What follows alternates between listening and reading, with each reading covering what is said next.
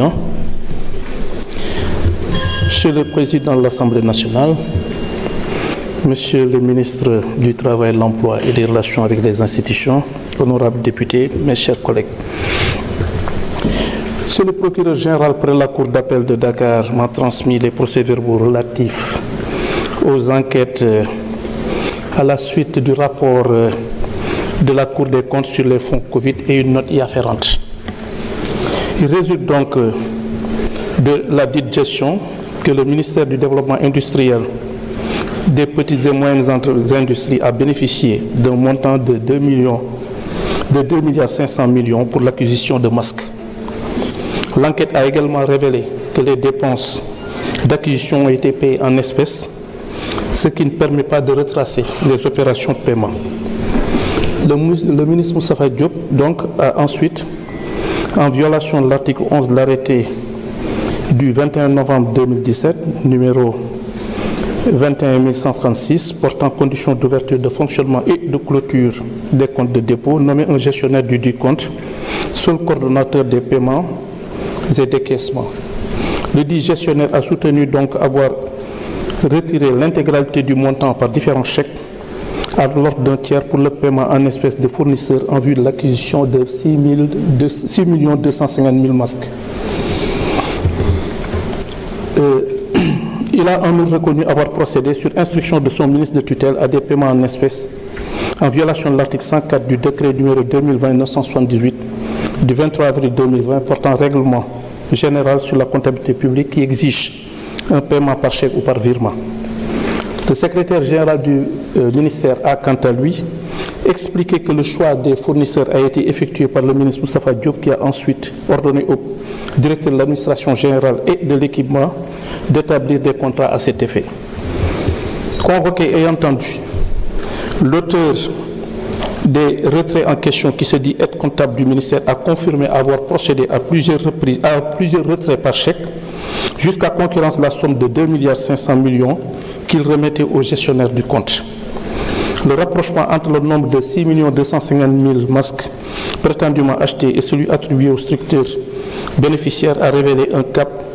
de 2 327 500 masques. Entendu au cours de l'enquête, deux fournisseurs ont déclaré avoir respectivement obtenu du ministre Moustapha Diop l'attribution de marché de 50 000 et 250 000 masques d'une valeur de 20 millions et 100 millions de francs CFA. Ils ont tous deux précisé avoir reçu le paiement intégral de ces montants en espèces des mains du ministre Moustapha Diop. À la suite de l'enquête préliminaire, une information judiciaire a été ouverte à l'encontre de plusieurs personnes. En ce qui concerne le ministre Moustapha Diop, il y a lieu de relever qu'il ressort de l'article 61 de la Constitution qu'aucun membre de l'Assemblée nationale ne peut, pendant la durée des sessions, être poursuivi ou arrêté en matière criminelle ou correctionnelle qu'avec l'autorisation de l'Assemblée nationale. Le membre de l'Assemblée nationale ne peut, hors session, être arrêté qu'avec l'autorisation de l'Assemblée nationale, sauf en cas de crime ou délit flagrant ou de condamnation devenue définitive. C'est au regard donc de toutes ces observations que la levée de l'immunité parlementaire du député Moustapha Diop, ancien ministre du Développement industriel et des petites et moyennes industries, est sollicitée afin que des poursuites puissent être envisagées à son encontre. Je vous remercie de votre attention. Monsieur le ministre, ñu ngi jox kàddu gi suñu collègue Moustapha Diop wala ku ko fi teewal.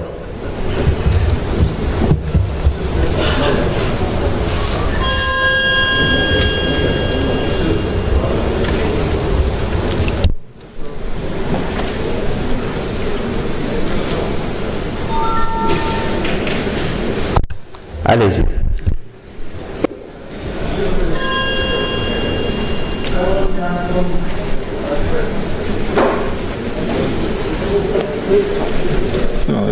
Monsieur le Président, d'abord nous comme la commission ad hoc, au moins dossier rapport d'enquête. Vous devez me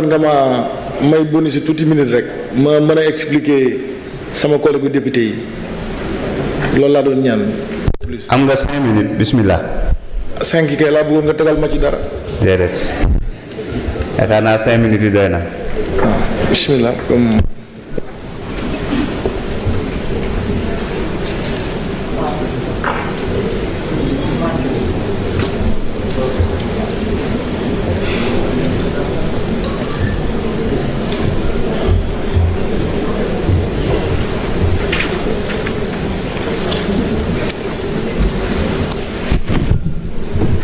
Monsieur le Président de l'Assemblée nationale,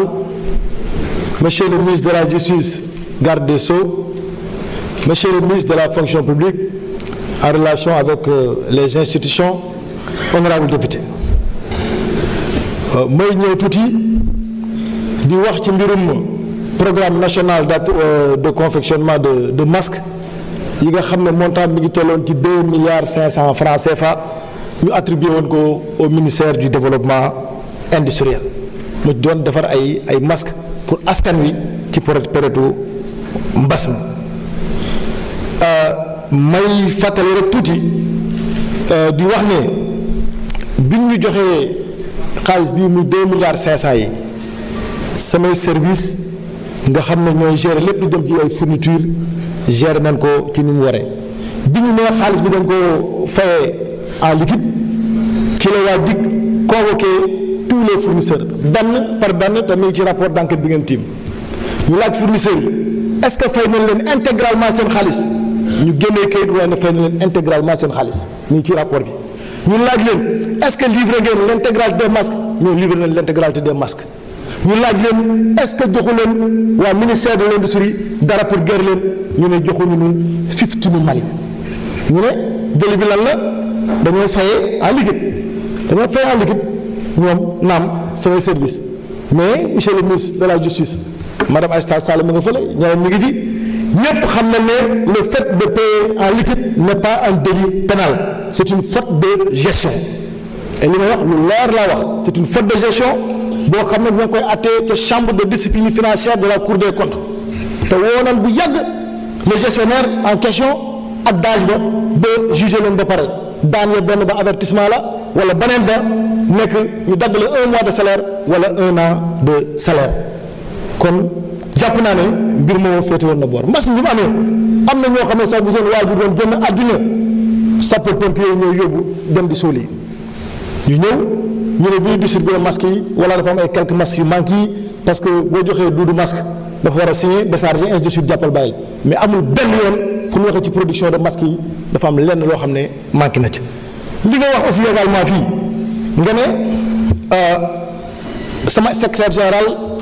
mu ne man maa doon joxe marché sama secrétaire général boo liree ci rapport bi mosut a tudd sama tur ci rapport bi daf doon def narration di expliquer procédure bi ñu jaar ñoom pour joxe masque yi man fekkee woon sax réunion bi ñuy sélectionné déjà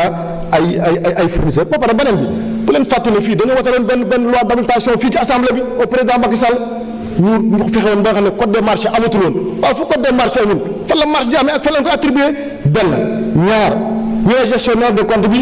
dañ ko nommé en violation gestionnaire de compte yi le 31 décembre fu mu jotee bu ñu voté budget pare ministre des finances bu leen neexee ngeen leen ko Cheikh Diba ministère des finances mooy yónnee courrier ci ministère yépp wax ñu désigner les gestionnaires de compte et les administrateurs de crédit par arrêté bi suñ ko defaree day dem direction contrôle budgétaire dem direction du budget ñoom ñëpp ñu visé mu jógee fa dem contrôle financier ñu doog di signé mu dem secrétariat général du gouvernement ñu doog di numéroté arrêté ba ana illégalité foofu wala kon xanaa chaîne bépp doo faux déjà benn bi noonu beneen bi topp ñu ne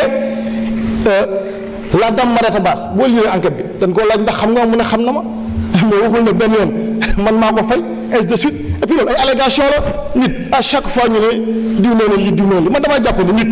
buñ koy woo wala ñu koy teg dara dañu war a teg fondement yi wóor sëkk xam ne diw ñi ñoo def nii man je suis ministre de la République je ne suis pas administrateur de kër gi ni ordinateur de dépense ni responsable de programme lan la mën a toppal lan laa def kay le problème gis naa ne fii woon nga ne fi la fois dernière ci affaire tabaski ngoom ci lan daf maa lebal damaa lebal xaalis dañ koo liggéey la lebal ñu ko ñu déw dindi sama unité parlementaire tey encore ñëw wootaat at yi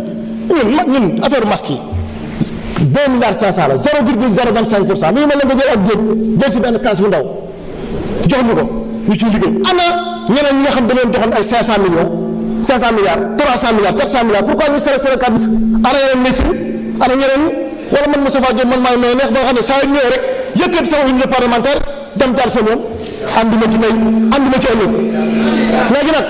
na assemblée bépp comme noonu leen ko waxee rek samay kàddu changé na ngeen voté woon ci tabaski ngoom maa leen ko ñaar yéen ñëpp ngeen voté ko man yàlla yaakaar taalibe Cheikh Ahmadou Bamba Khadim Rasulullah su may dund damay gore su may wéet damay gore yàlla yooyu man seeg unité parlementaire suñu borom tawakkaltu ala la ragaluma dara wasalaamaaleykum wa rahmatullah.